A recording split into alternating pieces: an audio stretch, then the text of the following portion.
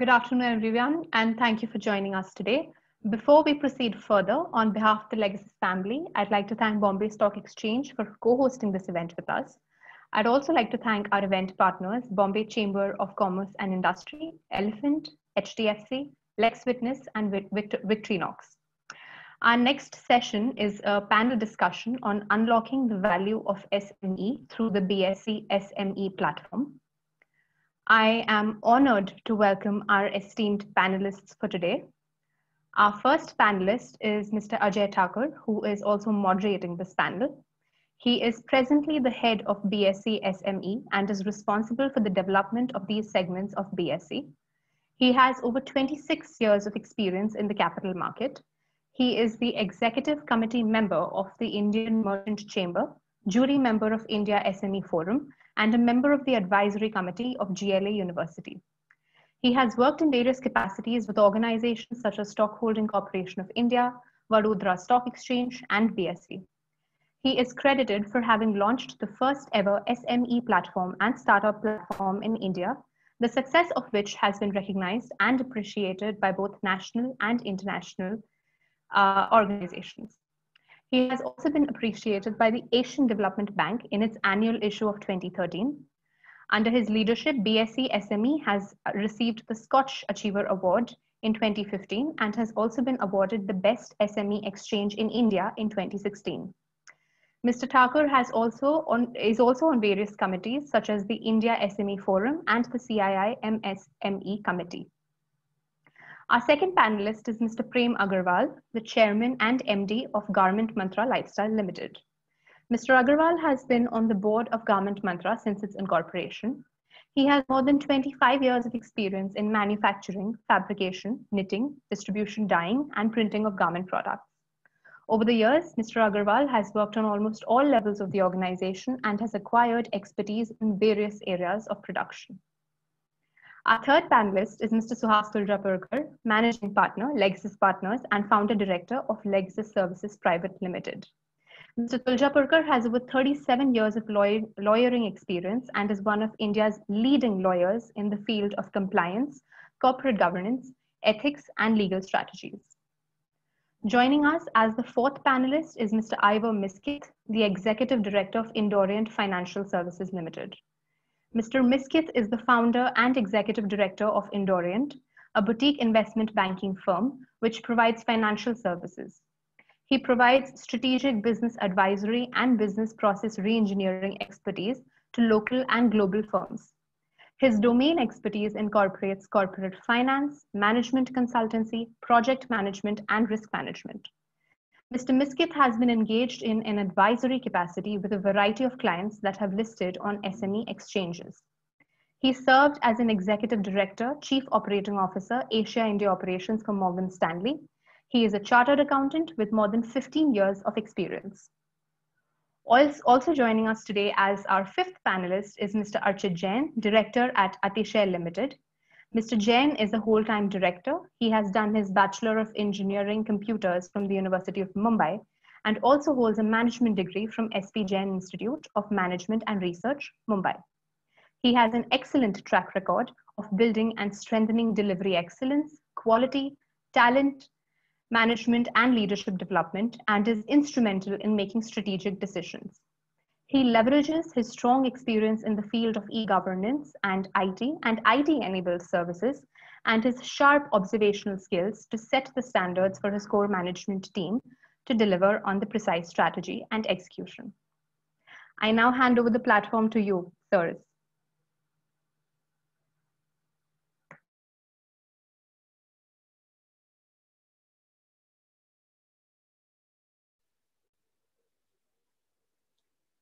Ajay ji, microphone.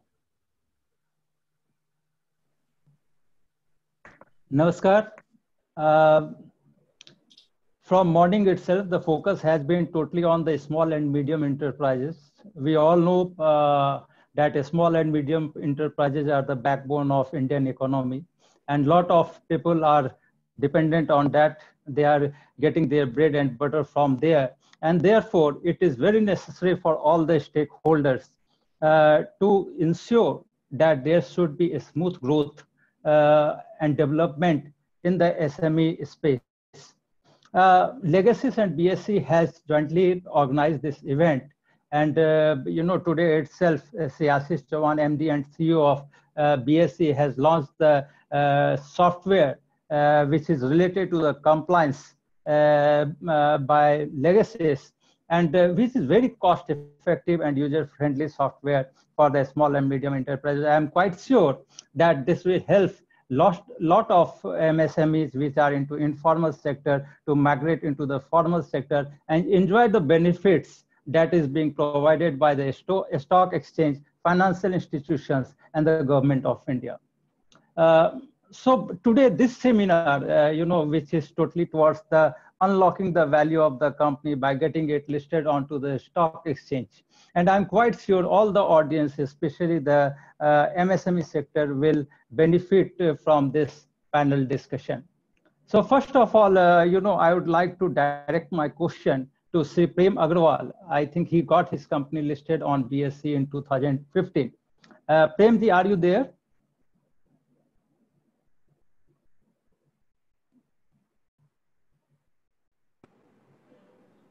Hello. Mr. Prem Agarwal, yeah. I would like to ask you that already you have got your company listed in 2015. Yeah. And as far as I know, it was a small company at that point of time. And but at that point of time itself, you have decided to go for listing.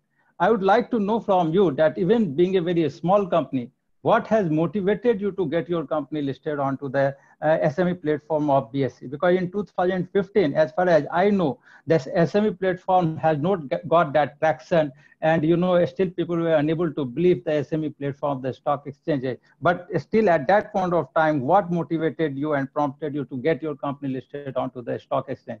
If you can throw some light on that. Yes, thank you, Mr. Ajay. Ultimately, all these things, it will goes to you only. I know this time, 2015, while two bankers, they have invited just awareness program about BSE SME. And in our city, we are in Tripur. It's near to Coimbatore. It's a very small city.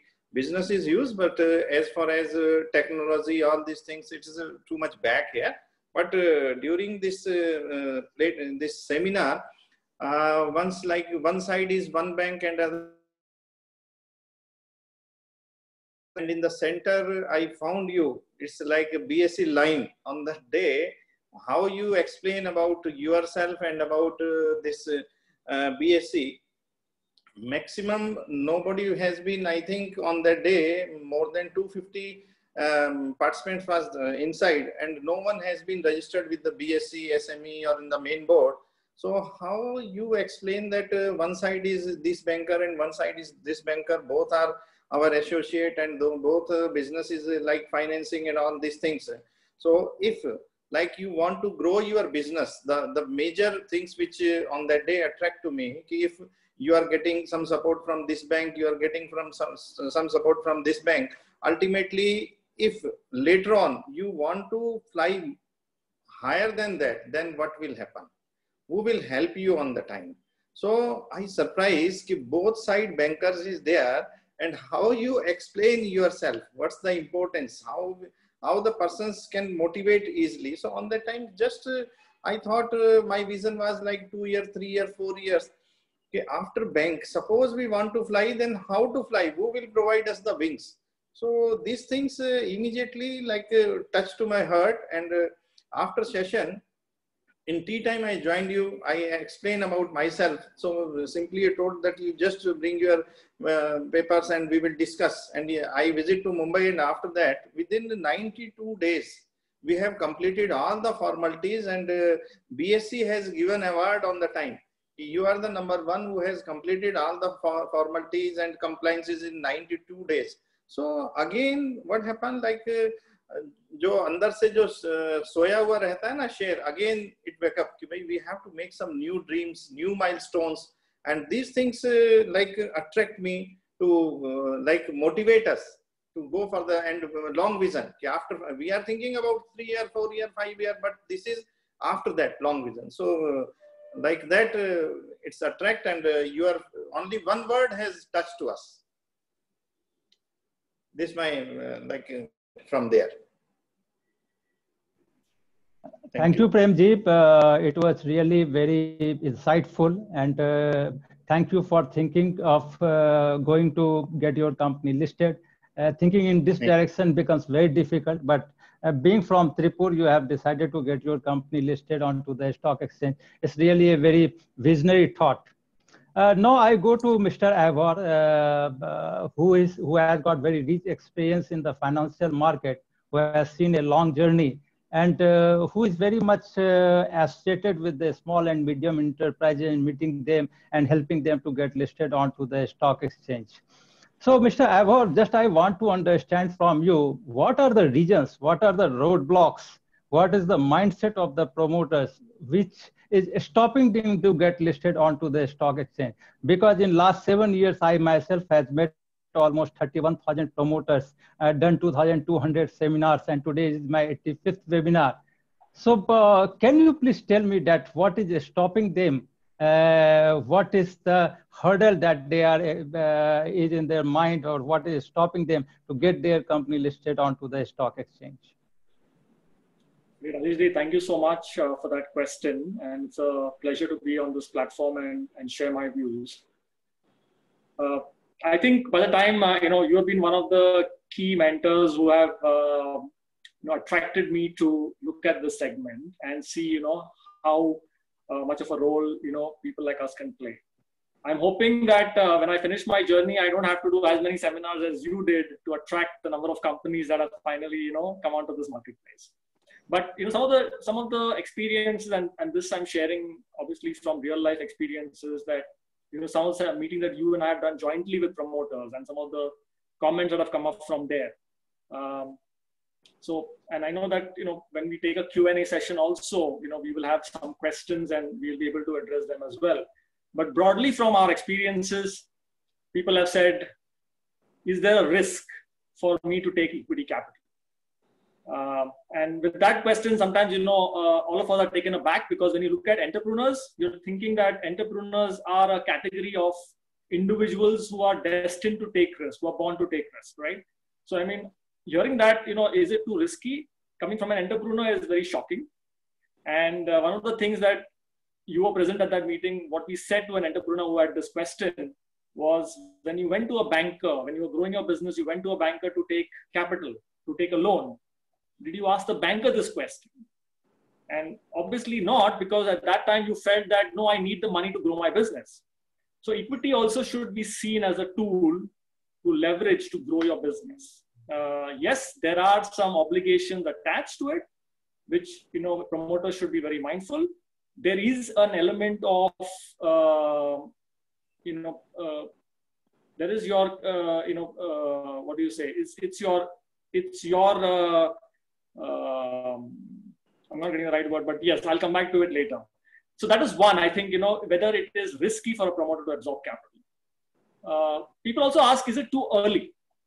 My company may be too small to absorb capital. And I think for that, the promoters should go out to people like you, to the exchange, come to people like us, and get those answers resolved, get those answers for that question. Because we don't charge anything for that, right? We will give you very open and transparent advice to say, is this the right time for you to raise money? People talk about increase in regulatory reportings. And I think today, with the partnership that BSE has with Legacies, obviously the objective there is to reduce the effort that is going on meeting the regulatory requirements. Any which way, the BSE SME platform has very light touch regulatory requirements. And I think people should understand that the journey, starting the journey from a BSE SME platform, it gives you the time to fine tune and make your systems geared up as you aim for the main board and as you aim to become a small cap, a mid cap, and a large cap company. I think regulatory oversight in this country is very dynamic, is going to constantly change. It will become more and more stringent, irrespective of the fact whether you are a listed company or not. And I think promoters have to discount this fact.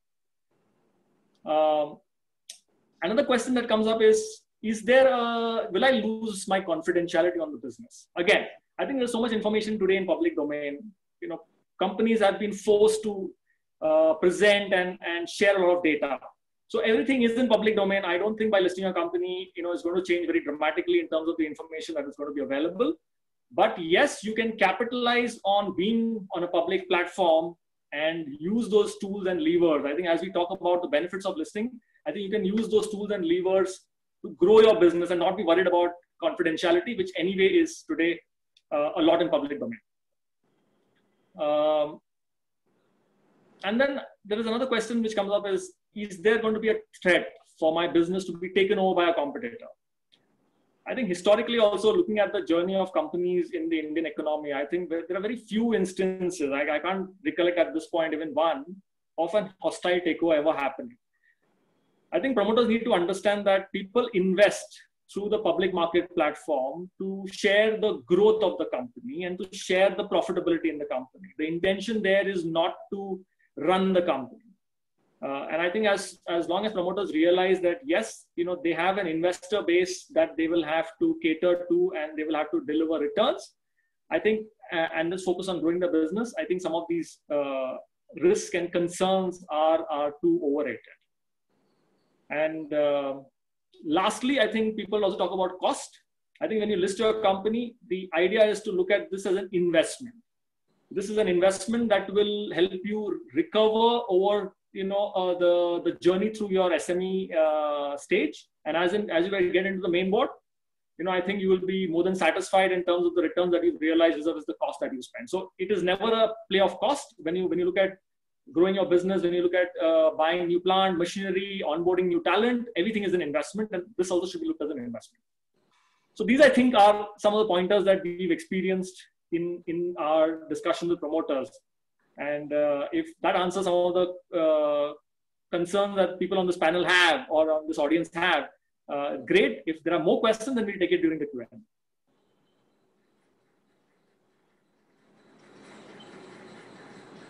Ajay, your voice is muted. Thanks, Avor. You have explained it very eloquently and properly. And I think that most of the promoters, most of the audience will get satisfied with your answer. Thanks for that. Now I move to Archit. Archit. Yes, sir. Namaste, sir. Yeah, namaste. Archit, if I remember, your company got listed almost 6-7 years back on our SME platform. And at that point of time, I still remember you were a very cash positive company. And the profit margin was also very good. There was not much requirement of funds at that point of time. Still, you have gone for listing. Sometimes it puzzles me that why at that point of time, promoter like you have even thought of getting your company listed. So can you please elaborate on that even having such good profit and such positive cash flow, why you have thought of getting your company listed on the SME platform? Thank you, sir. So we got listed in the year 2014 on the SME platform. As sir rightly said, we were a cash positive company. We are a cash positive company even today.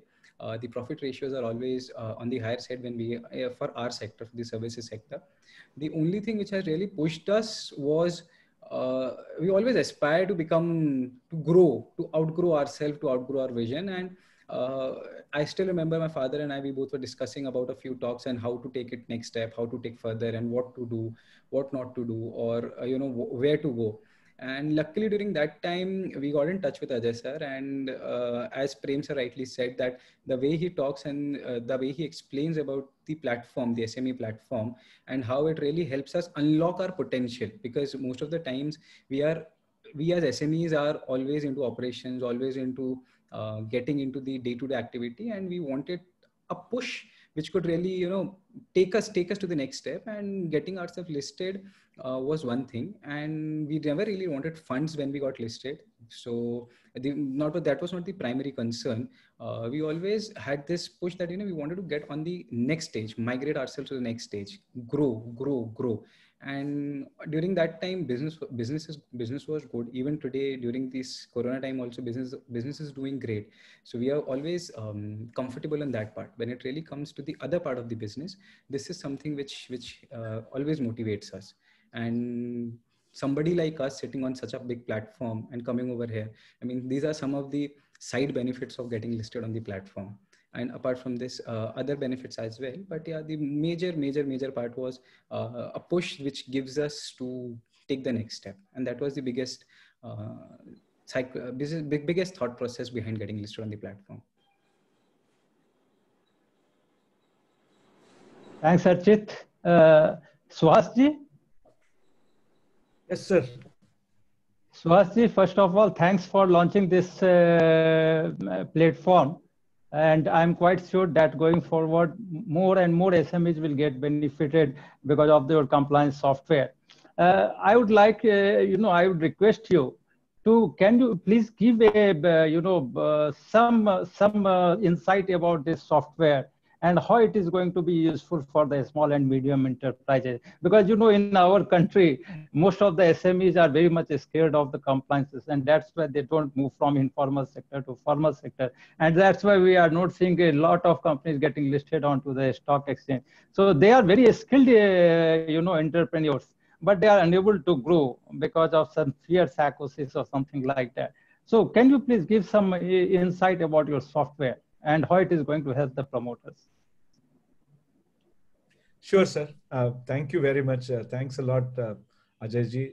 Thank you to Premji, Ivor, and Archit. You see, what we have realized, and we ourselves are registered MSME, so to speak. We are, one entity is micro, the other entity is SME. So we are within the MSME zone, and we are registered MSME. So right from the beginning of our existence in 2007, when we formed ourselves, we've been trying to support various companies on what to do with respect to compliance under all laws. So we created the huge mammoth repository of tasks under various laws. Now, having done that exercise, we said what is applicable to one company also applies to another company, insofar as laws are concerned. So actually, the knowledge that we have is reusable knowledge. And we created Tech Platform.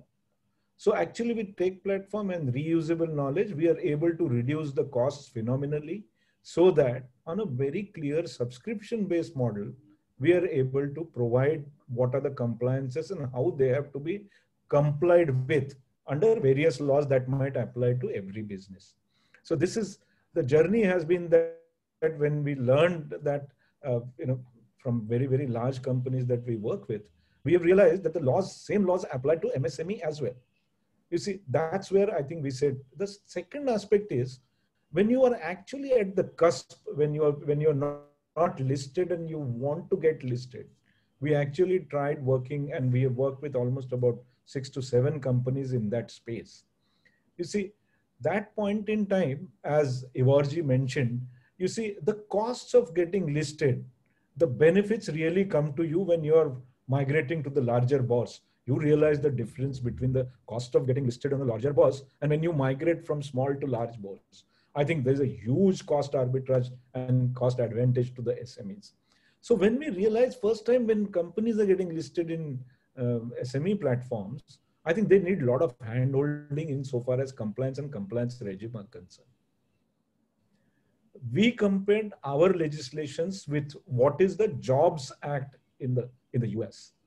Similar to our SME platforms, there are those ITP platforms in the US, such as Jump Our Business Startup is what they call it, where the listing requirements that are there on the US SEC are far too reduced insofar as if you are qualified on the Jobs Act. You see, therefore, when we looked at how they're doing it at the global level, we realized is the subscription-based technology solutions that can be brought forward to support SMEs to migrate.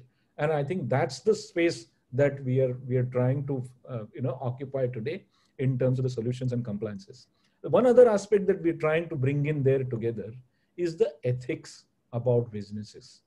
You see, pandemic has taught us, whether it is large cap or mid cap or small cap, You know, we have statistics by way of which we are still saying about 47 to 50 stocks on the small bourse have gained more than 138% over the period during the lockdown. That's a very telltale success story, so to speak, of SME platform. If you look at that, then you know for sure that it is not only related to the economic performance and profit as a purpose of the business. Those SMEs which have been very, very responsible, those SMEs which have shown concern towards sustainability, the leaders have driven their companies to work for the benefit of larger good of the public, I think are the ones who are enjoying a far greater traction when it comes to enterprise value, and PE ratios are far too more interesting. That's my observation in the current context. So overall, I think it's that we all need to move forward and demonstrate to the world that here are the ethical companies, here are the companies that are compliant with laws. There is no, compliance is such a thing, and we have very lowbrow approach. We never make a hue and cry about being non-compliant, or if somebody is non-compliant on one issue, we don't make a hue and cry about it. We actually sit with the promoters, sit with the company, sit with the company executives to say that it's very easy for you to comply with. There's no great rocket science and there is no difficulty. And I think that lowbrow approach is something that we are bringing into the SME sector, MSME sector, to make sure that the entire compliance paradigm and the fear of being non-compliance goes out. See, that's been our attempt, and that's how we want to move ahead. Thanks, Suhasji. I'm quite sure that after hearing you, more and more SMEs should move towards the compliance regime than, being in the non-compliance regime. I quite agree with you. But the problem is that, in equity market, for example, in the equity market, when we go, we always tell the promoters that equity is a very risky asset, okay, in the hands of the investors, and safest instrument in the hands of the promoters. And investors have got very loose control onto the companies and their, information. So unless until promoters give information to the compliance series, the investors will be unable to get the trust onto the company. So a stock market is a place where it's the duty of the promoters to give confidence, to give trust to their investor. And this is the way, through which, confidence can be given to the investors at large. And one thing more, only those companies which have been able to create ethics, bring ethics in their business, who have been doing compliances throughout their regime, has been able to unlock the value more than those companies which have, avoided compliance regime or, not maintain the ethical values into their company. So there is a huge premium associated with those companies who are doing the compliances. So I'm extremely thankful for giving this perspective. Now I move to Ivor. I think, Ivor, I have a question for you, because you are a merchant banker. There is a huge responsibility on you to handhold the company, because the guideline says that the merchant bankers have to handhold the company for at least 3 years onto the SME platform, or before, or till the time the company migrate to the main board of the company. One thing that I would like to know from you, that what do you mean by unlocking the value through the stock exchange? How the stock exchange or how post-listing the promoters are able to unlock the value of the company onto the stock exchange. So can you throw some light on that? Sure, Ajay.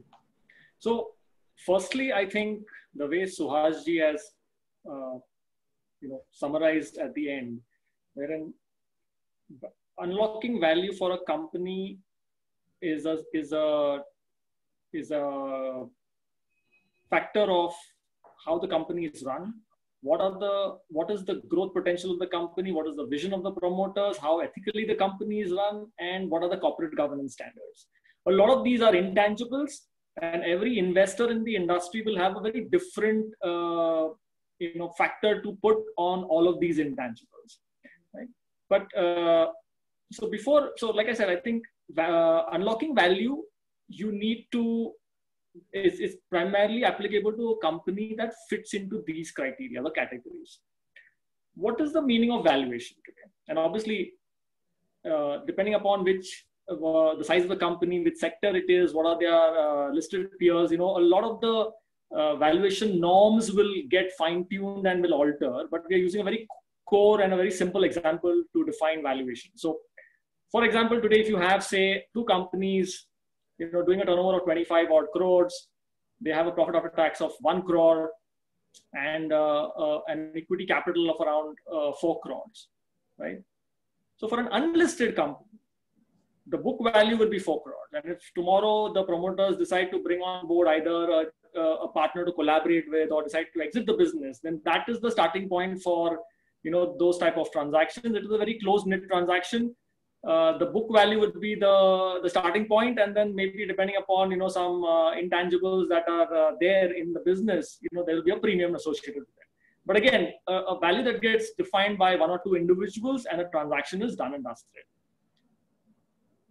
Comparably, if you look at, or if you look at a company that is a listed company with the same sort of metrics, right, with a profit after tax of 1 crore, you're looking at an earnings per share of at least 10 rupees. And all the intermediaries that we have that track the public market space, you've got your HNIs, you've got your retail investors, you've got your mutual funds, you've got your private equity investors, and a host of other intermediaries. They, considering the dynamics and the operating capabilities of the company, they will put a multiple to that profitability or to that earnings per share. And that multiple can range anywhere between 8 times, 10 times, right up to 15 times. Today, we have companies, going beyond 15, 20, 25 times as well, right? So in a bull market, obviously, you will see the multiples change very dramatically. So even if you take a 12 times multiple on an earnings per share of 10, that itself gives you a market valuation of 12 crores. So where you are discussing a 4 crore valuation when you're doing a very private transaction between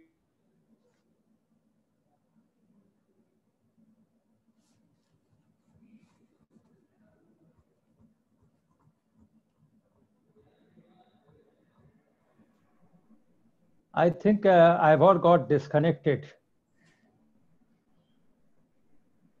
So, Archit, I will go to you straight. Yes.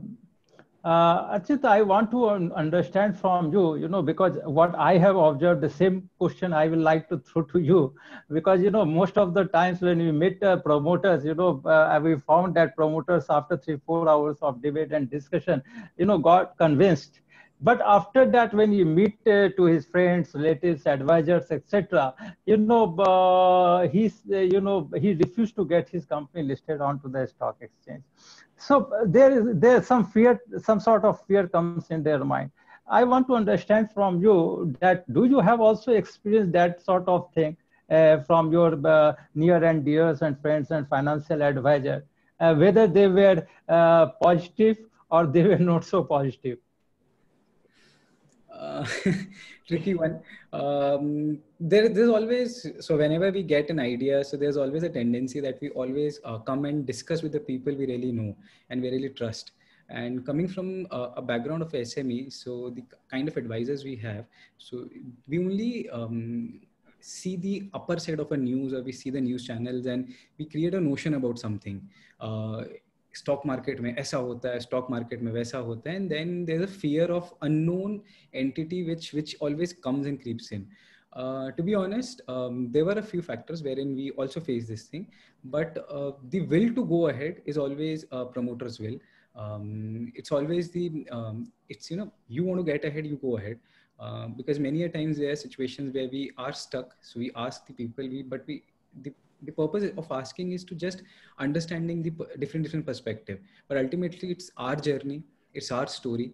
Whatever happens tomorrow, it happens with the company, within the company itself. It's about creating the value for the shareholders, creating a value for yourself, creating a value for a company, because in the longer run, it's not about a 10-year, 20-year, 30-year journey. We want to make sure that, even if tomorrow we are not there, the coming ones are from the outside, whoever controls. So the company should survive. It shouldn't be run by a particular individual and shouldn't live with a particular individual's life.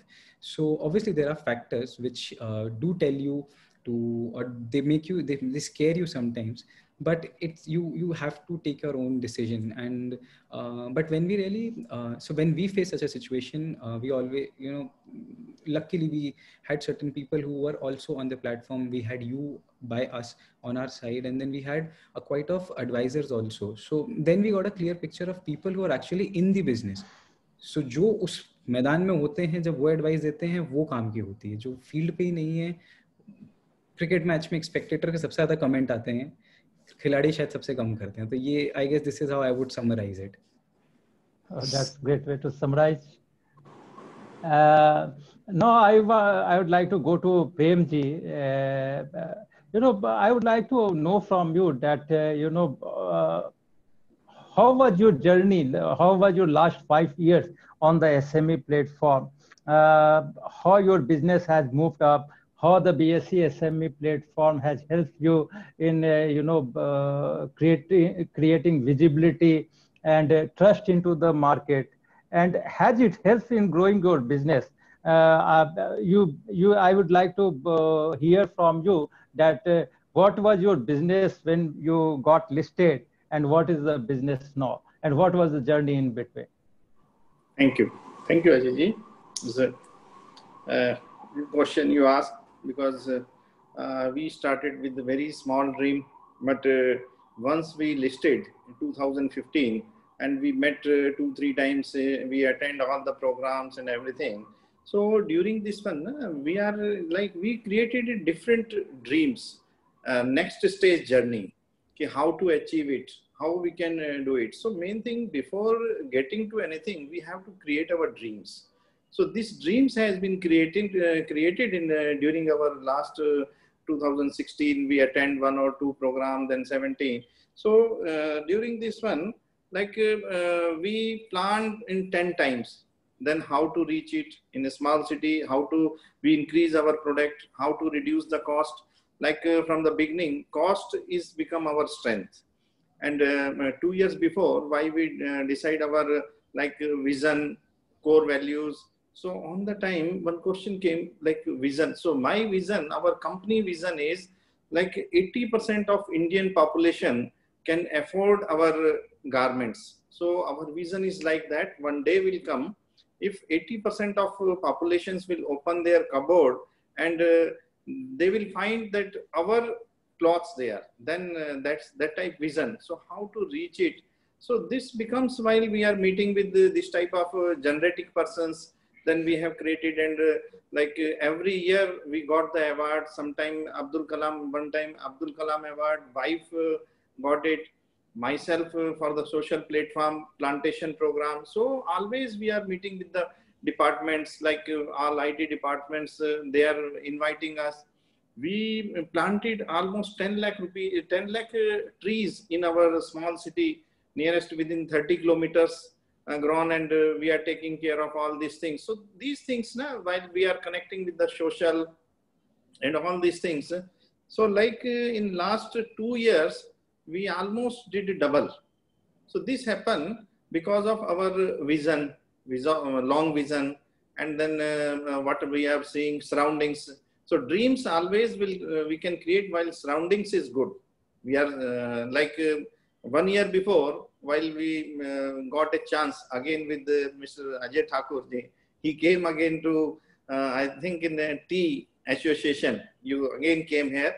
On the time you called that you just join it. So I joined it, and on that day, what happened, a big platform of Tripura Export Association, they asked a simple question, is there anyone who has been registered here? Then you called my name. Yes, in your city, Mr. Prem Agarwal, already they got registered their company. Then everyone is surprised. How they got it in Tripura? Bigger companies there. So after that, so many queries came to me. How you achieve it? What's the, there is so many questions.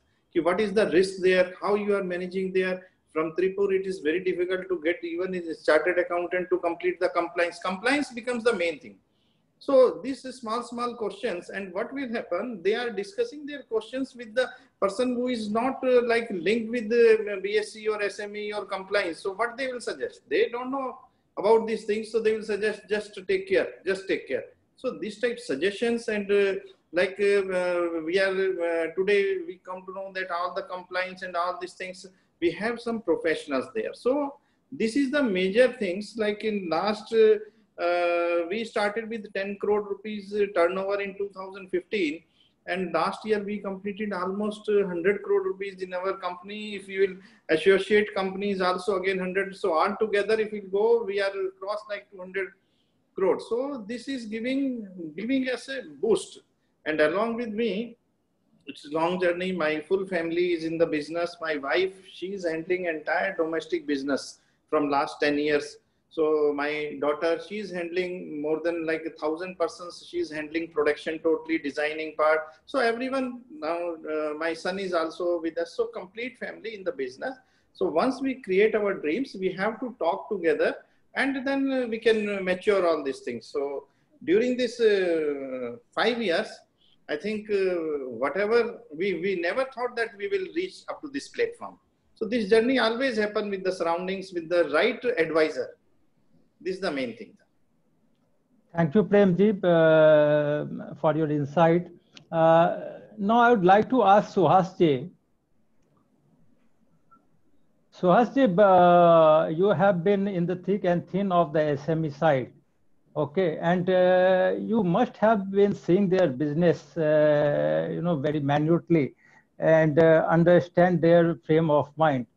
Can you please throw some light at what is stopping them to get listed? What is, whether it's fear related to the compliances, increase in the compliance level or takeover, or what is that? What is stopping them to, come forward, get into the capital market and take their company forward? Because nowadays we are seeing many success stories that after listing many of the companies transformed, but still lots of companies are not coming forward to get listed. So can you please tell me that what is their way of thinking? What is stopping them? What is the fear psychosis that is that they are going through?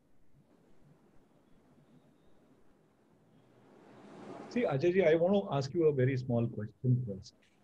When a SME gets listed, do you actually give that bull to them? Give? What? Pardon? Do you give that bull? Yeah, I give them the bull. The bull that is. Yeah, I give them the bull. In fact, correct. We have done something more. What we are finding with the small companies which are into remote cities or in the tier 2, tier 3 cities, they are finding it difficult to come to BSC building and do the listing ceremony.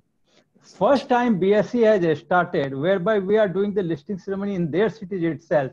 We travel to those cities and we are, we are giving them the bull. We are, felicitating them, and, giving a lot of respect to them.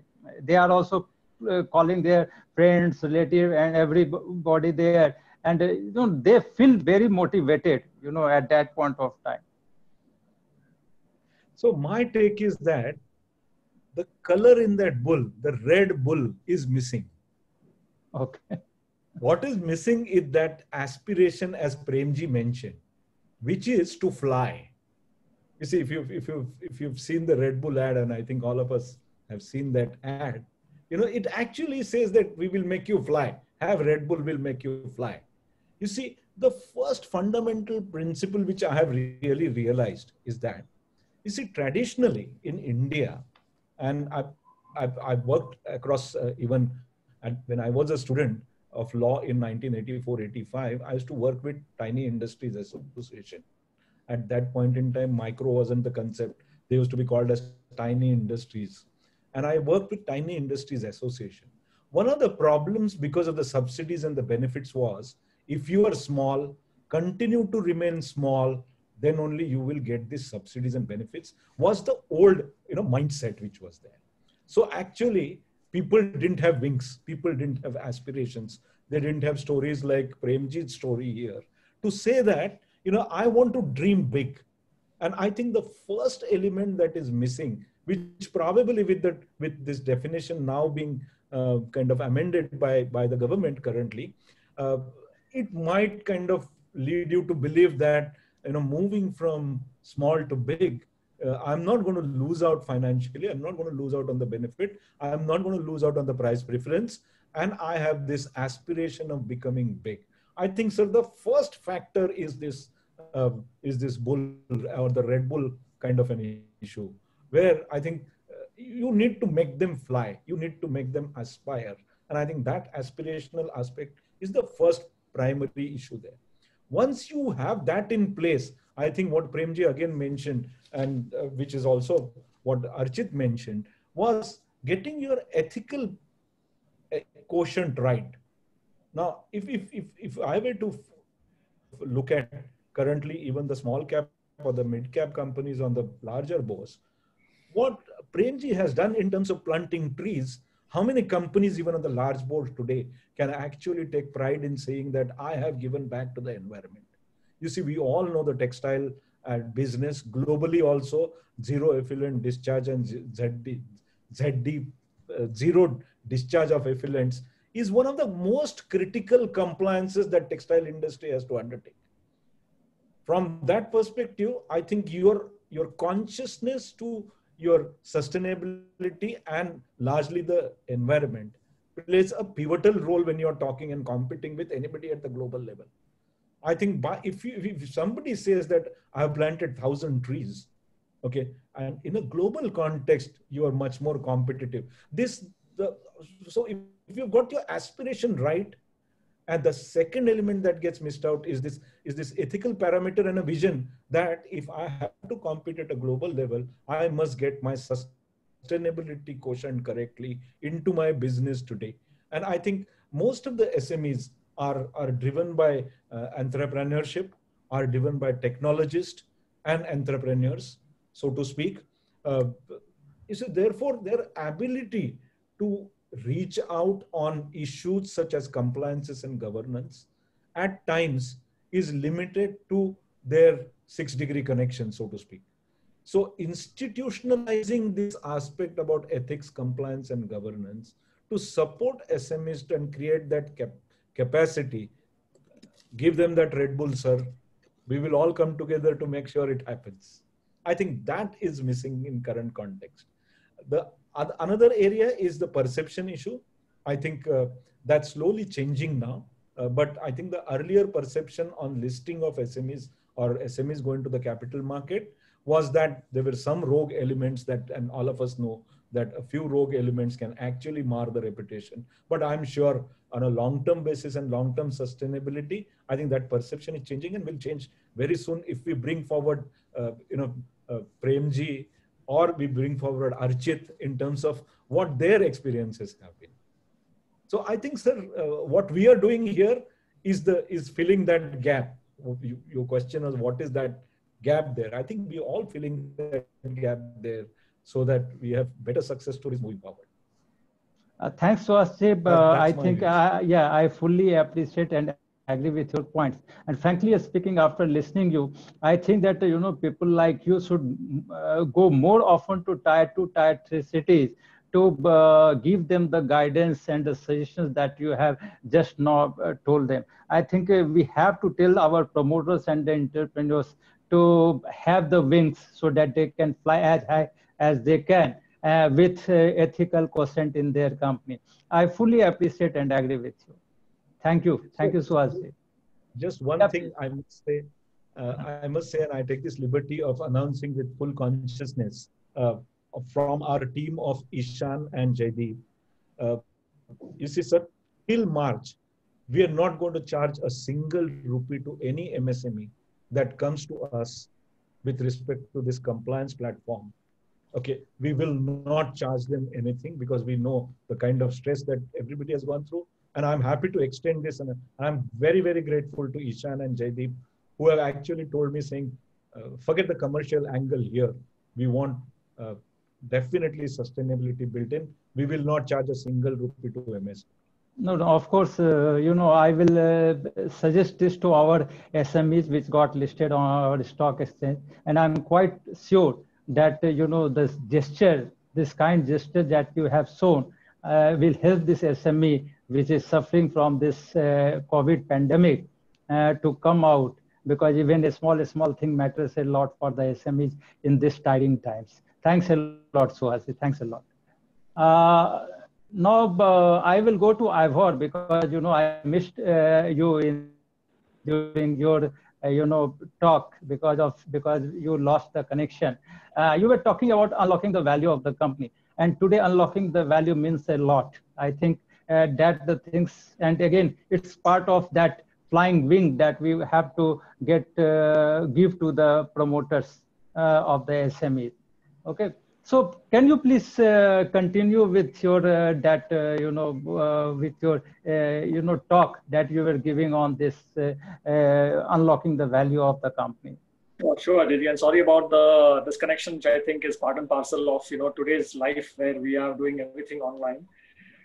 As I was explaining, okay, you got a company in the unlisted space with all the same factors that a listed company has, and look at how the valuation changes from a 4 crore to a 12 crore because you've got a market multiple that gets applied to a company. We were looking at an example of a company called Chemtrux. When they listed, they had a turnover of around 14 crores, but their market cap was 7.5 crores. And today, I think when I was looking at the FY20 numbers, they have a revenue of 58 or 60 crores, but their market cap is close to 100 crores. So their market cap has, outshone even their top line. When they started off, it was much lower than their top line. So I think a very perfect example in terms of how promoters should think about unlocking value. The growth, as long as they continue to grow their business, the value will keep changing and will keep growing. Again, looking at those 3 or 4 attributes of vision, the growth story, the ethics, and the compliances and the corporate governance in the company, right? Now, what happens with unlocking value?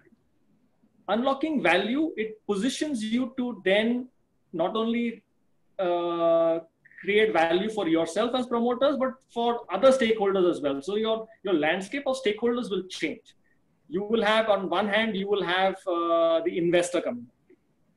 On the other hand, you will have society at large, right? So unlocking value gives you access to capital.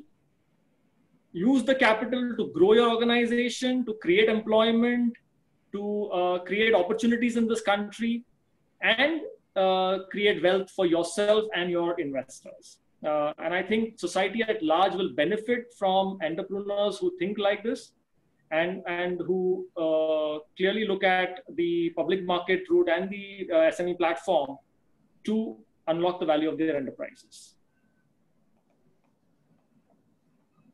Thank you, Ivor. I would also like to ask you one thing, can you give a little bit light on the process of listing? Say, for example, if an entrepreneur wants to get listed, what they should do, if they have decided, say, for example, today after this event, a promoter decides to get his company listed onto the stock exchange. So what are the actions that they need to take, whom they have to meet, and what are the process that they have to take in their company? Can you please throw some light on that? Sure, Ajay. So I think once a promoter decides that they want to explore the listing route to raise money, the most important thing is they have to go out and reach out to a merchant banker. And I think once they do that, 90% of the decision-making process is over, because the merchant banker then owns the end-to-end responsibility for making sure that the vision of the promoter is getting translated into reality by listing the company on the BSE SMA exchange. So clearly, it is the merchant banker's responsibility then to make sure that, get on board all the intermediaries that are required, right? From the bankers to the issue, to the registrar and transfer agent, to the legal advisors, to the market makers, and anybody else that would play a role in the listing of the company. The merchant banker owns the responsibility. Again, there are a number of compliance related matters that will have to be documented and presented on the offer document. And it is the merchant banker's responsibility to make sure that all of them are presented in a very diligent manner. And wherever there are gaps, the merchant banker, working in close coordination with the promoters and all of these intermediaries, will remediate and fix those gaps and make sure that they are then compliant when the final offer document is presented to the regulators. A key element in the whole process is marketing and distribution of the issue. And there are roadshows to be done. There are presentations to be made to investors. In the COVID times, obviously, a lot of these conversations happen through video conferencing and Zoom meetings. And the merchant banker will then handhold that entire process and make sure that the story and the growth and the opportunities that the investor will realize by investing in a company is clearly articulated. So we have to create that storyline and present that storyline. And finally, you have to make sure that the entire offer document, which is a 300+ page Bible, as they call it, which conveys the entire story of an organization. And I think there are 5 key elements that I would like to highlight, and which get covered in that Bible, so to speak, is basically what is the need, what is the object for which you are raising money. How does the raising of that capital then compare with all the other financial metrics that you have in your organization? What are the risks associated with investing in your organization? What is the background of the promoters, the promoter groups, and all of the other associated entities that will be related to the promoter group? So the entire history and the background of how the investment has happened in the company. And finally, what are the the other rules and regulations that the company will comply with. So I think all of these elements get packaged together with a combination of the financial diligence, the legal diligence, and the elements I just spoke about, and gets presented to the exchange, get presented to SEBI as the regulator. Once the approval is in place, the company can proceed with the listing formalities, and the listing process is done and dusted. Thanks, Abor. Now, Premji, one question that I would like to throw to you. See, post-listing, has some perception change has happened? Has the trust level goes on in your company? Has it helped in, growing the business of the company? And has it also increased the, goodwill of your brand or in your business? So on these, if you can throw some light. Yeah, sure, sir. When we started, we don't have any finance requirement on the time, but we have listed because in future, why I listed, we are update with income tax in a yearly, VAT on the time VAT was there, GST came later. We are updating ourselves with the VAT. So there was 2 things only, 2 department only. So why I registered my company, another platform, we have to give some reply. So we want to update ourselves. So that was my first requirement, not for this one. And the second things like awareness now our company means 100% compliance, full compliance. There is nothing to be pending. And while everyone can see all the activities is acting like a watch, hour to hour, everything is complete. So this is the things while we entered with BSE, and we becomes more responsible to give alertness in ourselves. Now we are in public, if we give a small mistakes or small things which we are missing, it will publish in the public. And so these things, even all our independent directors, they are raising a different type of question. That is another things we have to update ourselves. So these things like independent directors, and they are raising the questions. So actually ये एक तरह का हम लोगों को कि भाई हम लोगों को जन्म दिया वो हमारे फादर हैं, बाप हैं, हमको एक और चाहिए जो we will responsible to there also. So we have got all these things with this help. Today we have completed all compliance and everything. So I think these things is much more we are able to do it after this one. Our BSE. Thank you, Premji. Now I would ask the same question to Archit. Archit, how the perceptions of the investor changed after you got your company listed and then migrated to the main board of the stock exchange, and how your vendors or your clients start looking towards you? Has the perception changed in their eyes? Have your respect gone up, or it is still there?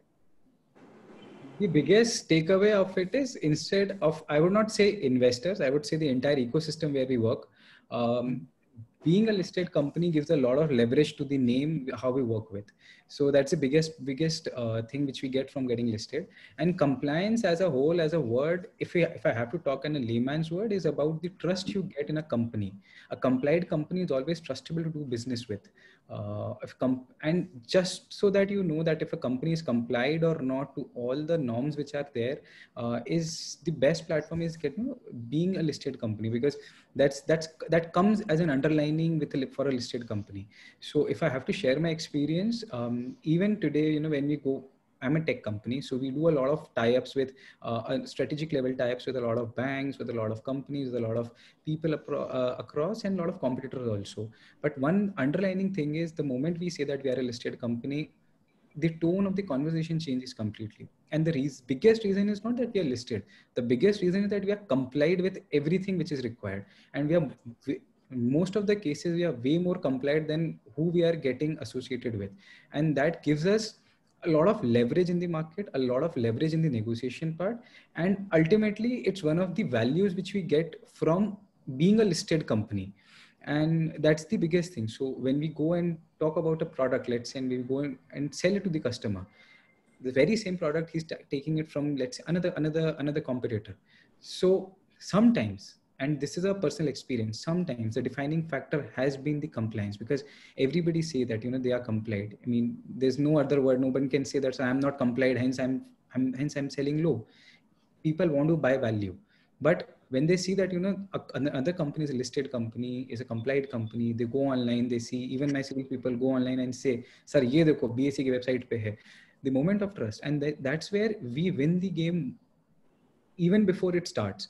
And over the period of time, it's been 7 years since we are listed, gone through a lot of phases, but this is one thing which has been there, and it helps us leverage our name, gives more respect to us, gives more advantage to us, and it's a competitive advantage which we get, and which is the most important thing. So whether you're listed, not listed, revenue, money, at the end of the day, you need to make money from the business.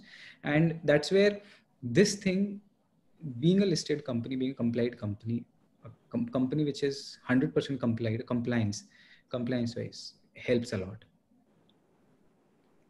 Thanks, Archit. You have said right.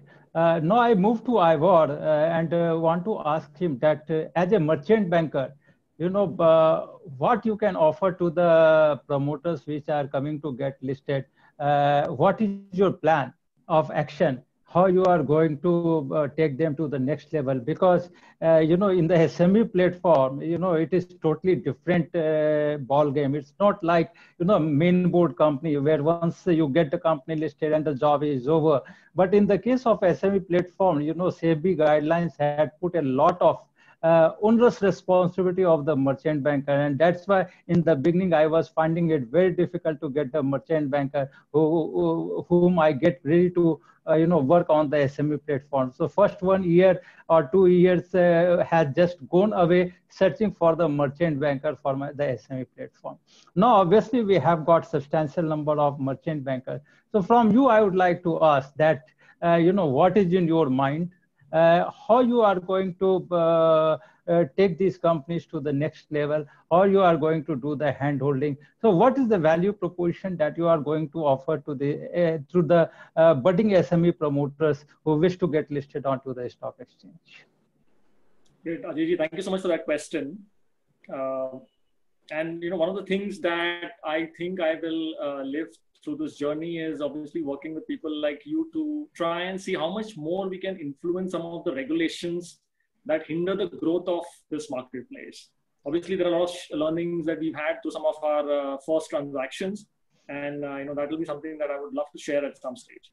But generally, as a company, Indo-Orient, we've kind of come together as partners to bring about a differentiating value proposition. So we begin the process by first acting as an advisor to the company and playing a role to first understand and curate what is the company intending to do by listing on the SME platform. What is the strategy for growth? How much money is required?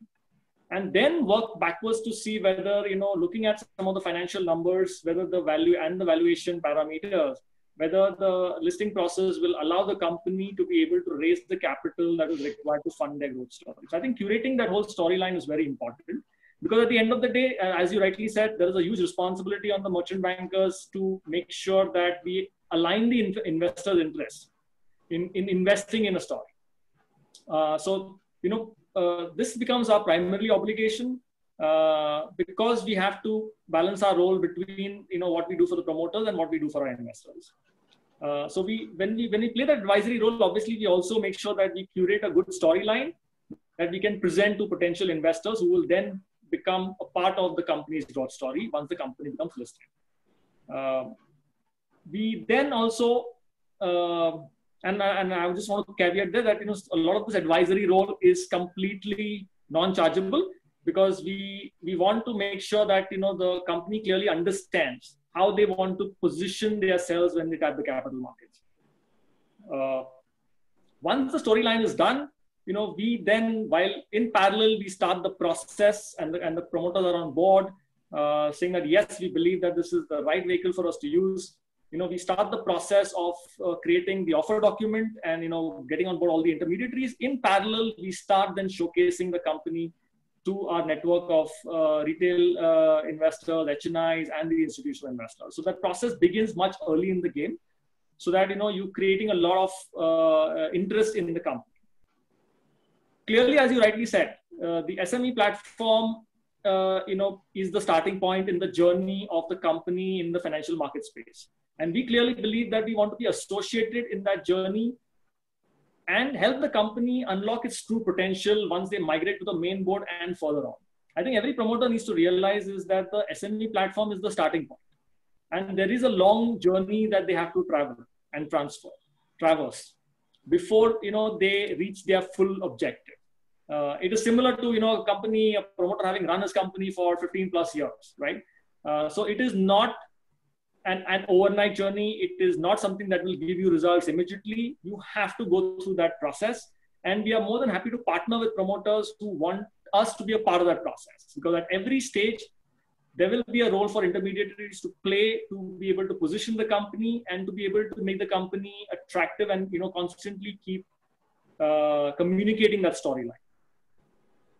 And given also the team that we have in place on as our executive directors and also our mentors, I think people who have run large organizations, who have been part of business process re-engineerings in large organizations, who have handled financing at large organizations, I think we have the capabilities and the skills to be able to advise companies how they should position themselves and how they should look at this journey in the SME IPO place. And last but not the least, I think we'll bring in the complete transparency in the whole process and make sure that promoters feel confident and comfortable in what they are being asked to do and how they are going about executing it. So in a nutshell, this is how we will position ourselves and the offerings that we bring to the table. I was very happy to hear Legacy say that, okay, they will offer their platform free without any charge. And I think what we would also want to do is primarily to reduce the cost burden on the promoters and people who want to tap into the capital markets. We would want to look at a structure wherein a majority of the cost comes in once the proceeds from the issue have come into the bank account. So that will also again financially reduce the burden for promoters and SME companies that want to tap this capital market. So we're very willing and we're very open to discuss ideas and suggestions and solutions that will make it attractive for promoters to come and list their companies. Thanks, Amar. Suhasini, now I will come to you.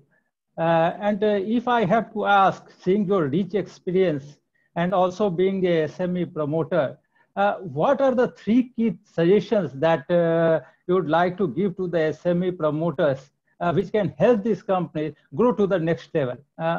3 key things that if you can tell to our participants to adapt or bring into their business.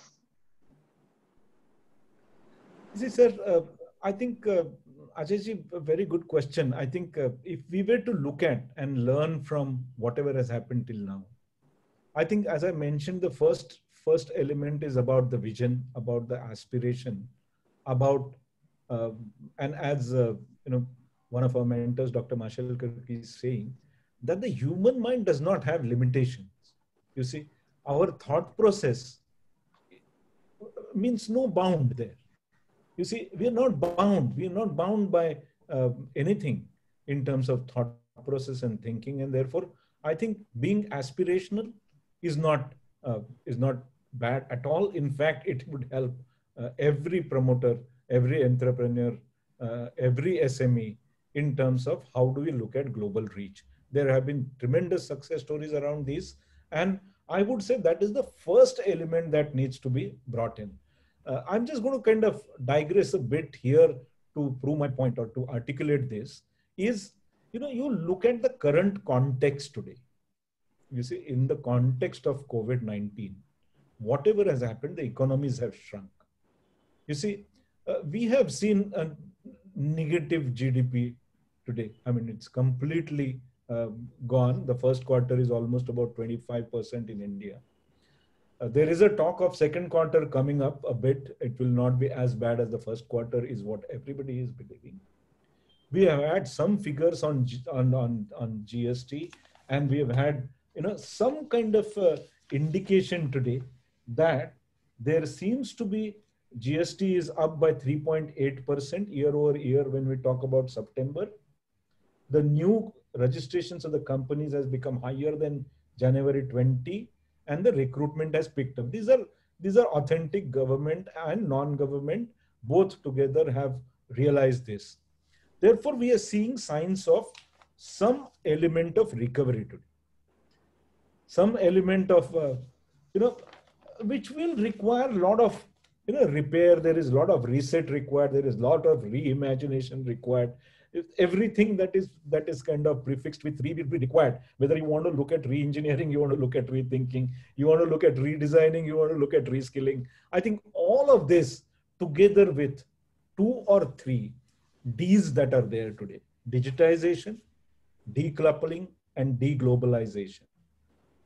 Sir, if we are down by 25% on a quarterly GDP, the next growth phase, there is no option, but we have to go and become positive.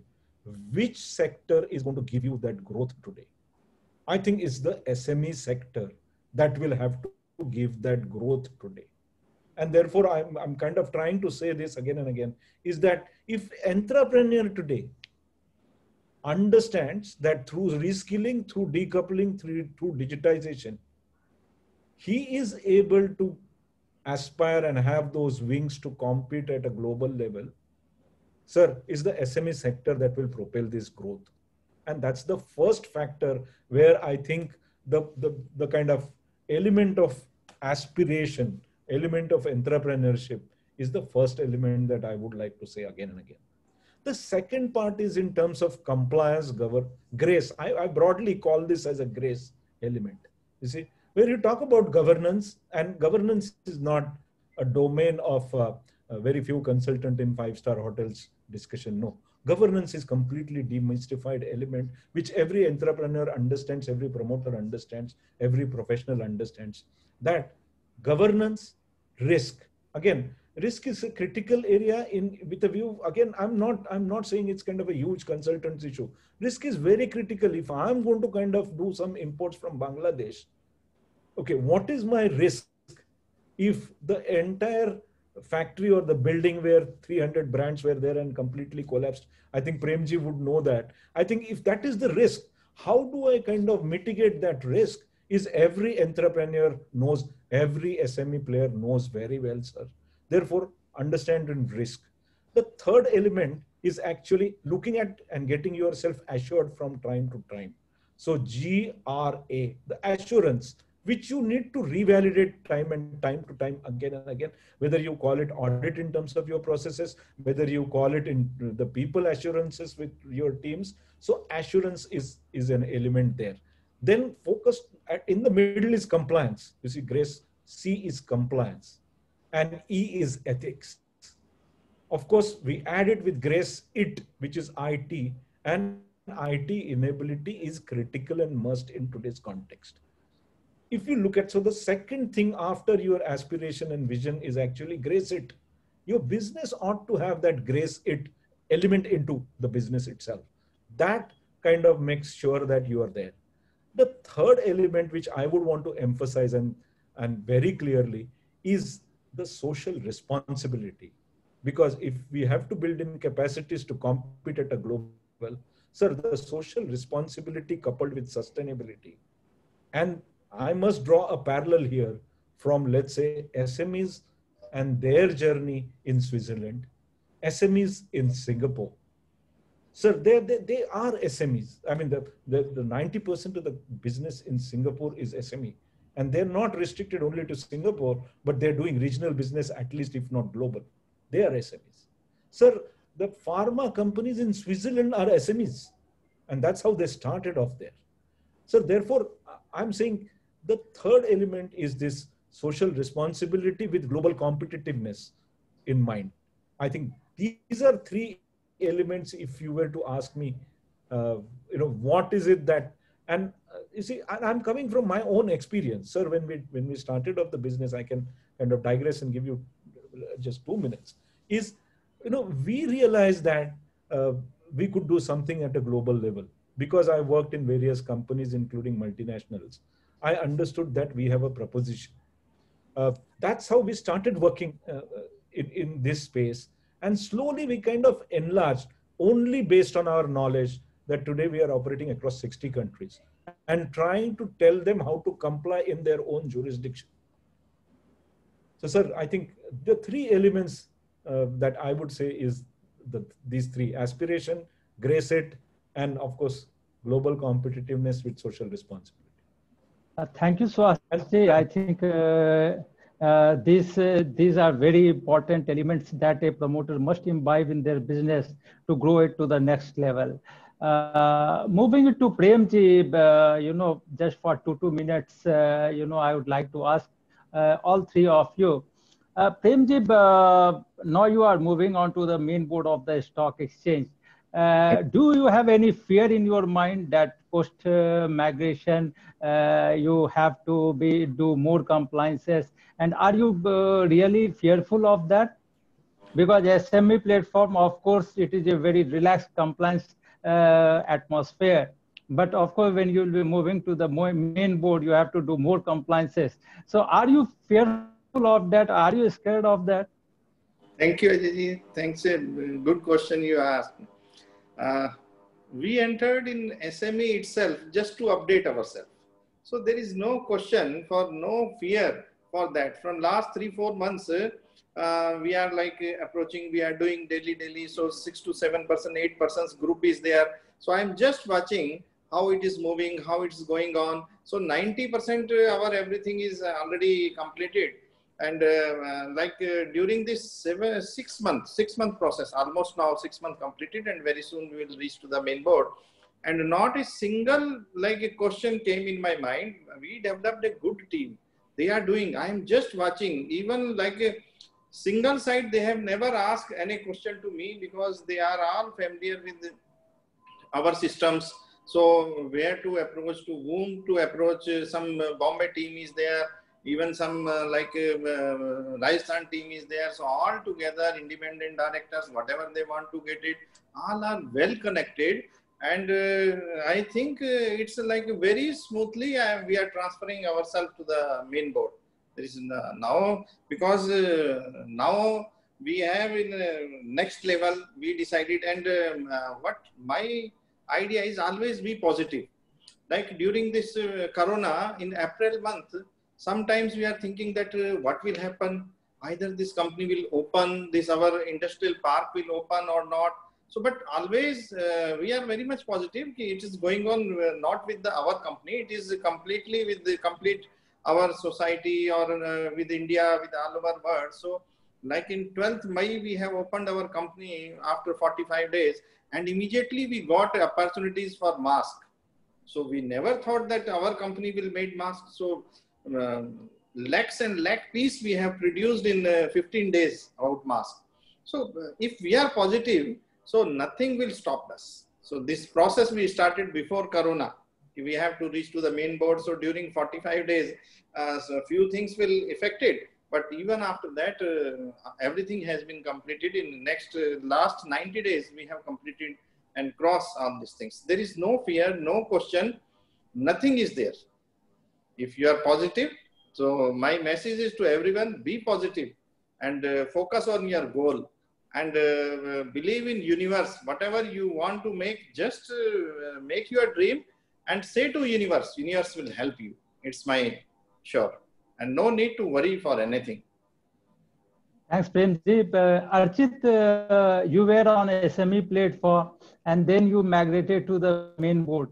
So what difference you saw when being in the SME platform and then being onto the main board, where everything are you fearful of compliances, or because of the increase in the compliances, has it in any way disturbed your business or disturb the perception of the investors?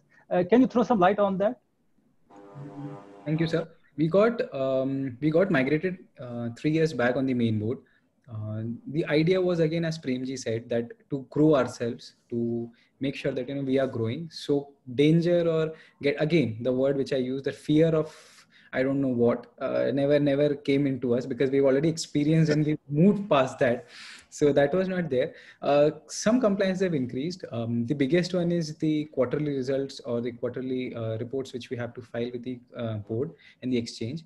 But ultimately that has given us more perspective with respect to what we do.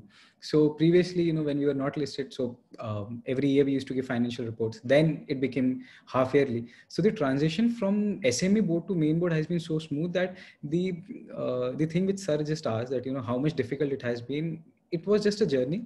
It was just small mindset change, and things are not that difficult as it seems from the outside. So being from the inside, it's not that difficult. So Premji, all the best that you're getting migrated. I'm sure you'll do wonders on the main board as well. So all the wishes. And yeah, again, to all the people who are there, who are here listening to us, it's just my only submission is talk to the people who are there. Experience this. This is something which will only help you grow, because there's no downside to it.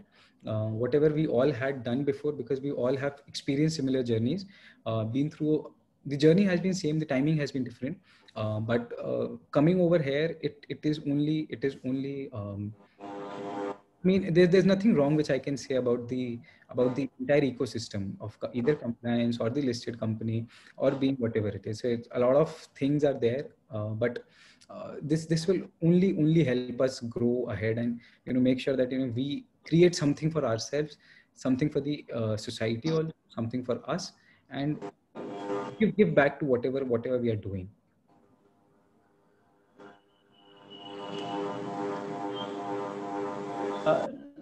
Now, I would like to know from Ivor, Ivor, if someone asks you, if some promoters ask you that give us the 5 pointers, okay, state pointers about the benefits of listing, because, SME promoters always keep on asking that what are the benefits of listing, why I should get my company listed. So if 5 points, if you can elaborate or speak in brief, because we are left with just 6 minutes.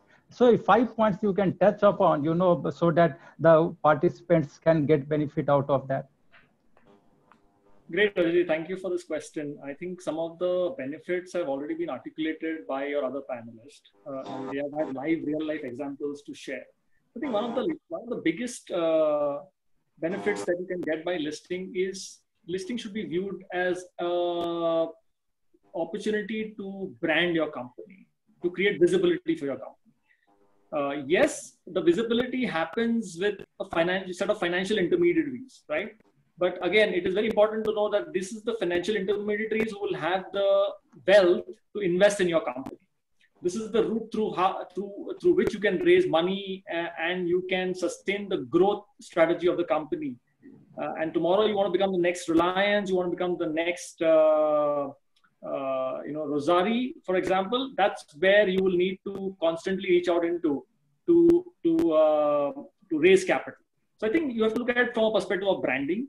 Yes, listed companies, when they tap into business contracts, they will be viewed very differently. An international audience will think that yes, this is the company that is by default following a lot of the rules and regulations and has strong corporate governance standards because they are regulated by the exchange and they're regulated by SEBI as a regulator. The borrowing cost for a listed company is lower. The opportunities, like I said, to raise capital either through further rounds of equity, fundraise or through debt becomes much cheaper. One of the other advantages is attracting talent. Today, the whole system and the economy is going through very challenged times. There are pressures on revenues, there are pressures on cost.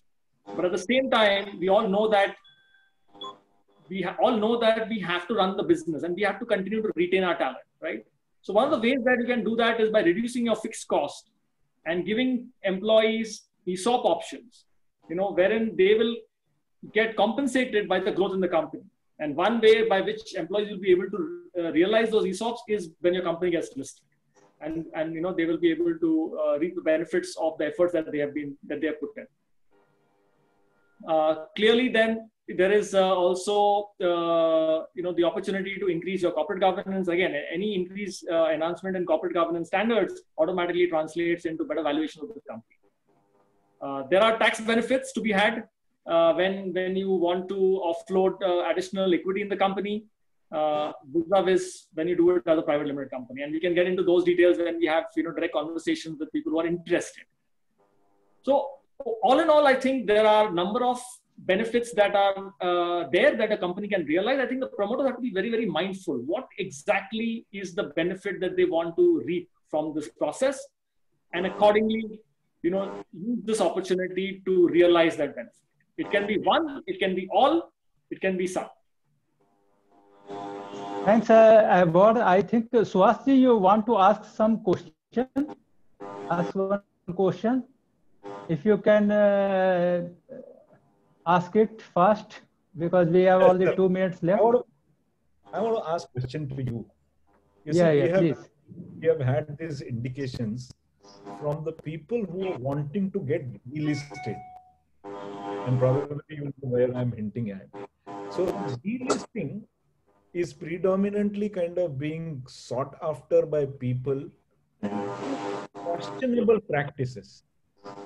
While nobody is scared of moving from small boss to larger boss like Archit or Premji, you see, from the stock exchange perspective, from giving a jump start, okay, from intertwining with Atmanirbhar vision and mission today, you see, what is it that Bombay Stock Exchange can do beyond the normal call of duty? I know you've been doing a lot, but I think I just want to understand in a far better manner as to what all can you do to make sure that we are intertwined with the entire process. I think, thank you, Suhasji, for asking this question. Of course, since the day we launched the SME platform, we have doing multiple activity and, trying to connect all the stakeholders so that more and more awareness can be created. And that is the one thing that today for that only, with Legacies, BSEI is doing this, awareness program on the SMEs by getting the companies listed or unlocking the value through the SME platform. And we keep on doing a lot of events, okay? But, we can deliberate on that, and I think Risa is already there on the stage. Let me close it, and I think it was wonderful panel. Everybody has given their perspective along with you. I think that it's the duty of all the policymakers to handhold the SME promoters, to take them to the new level and grow their company. And I'm quite sure that unless until we will be unlocking the value of the company, there will not be wealth generation in the country. And there is a need of the hour to generate wealth in the country. And it can happen only when the small and medium entrepreneurs will be taken to the next level. And all the stakeholders will be benefited, the country will be benefited, and the employment will be generated. Thanks a lot. Thank you, sir, for those closing remarks. This was a very insightful conversation. I'm afraid we're pressed for time, so we'll have to move the rest of it to the speakers lounge. Thank you to all our panelists for joining us today. And we will be moving on to our next session now. Thank you once again. Thank you.